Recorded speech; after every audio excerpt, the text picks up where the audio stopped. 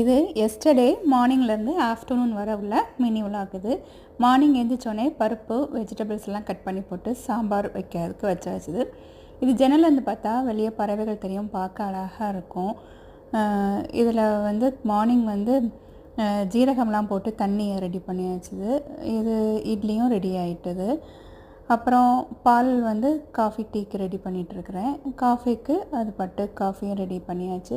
இந்த தண்ணியும் ரெடி. சாம்பாரில் பருப்பு வெஜிடபிள்ஸ் குக் பண்ணால் சாம்பார் பொடி போட்டு அதை நல்லா கொதிச்சோன்னா அதை தாளித்து போட்டு சாம்பாரும் ரெடி.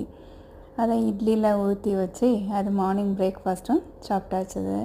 பேலன்ஸ் இருக்கிற சாம்பாரை வந்து டப்பாவில் போட்டு அதை நைட்டுக்கு தோசைக்கு வச்சு அப்புறம் 11 o'clock போல் ஆப்பிள் மில்க் ஷேக் போட்டு கொடுத்தாச்சுது. குக்கரை க்ளீன் பண்ணி எடுத்து அதில் தக்காளி சாதமும் ரெடி பண்ணியாச்சு. பாயாசம் 1ஆம் தேதி ரெடி பண்ணியாச்சு. இப்படி போச்சு. தேங்க்யூ.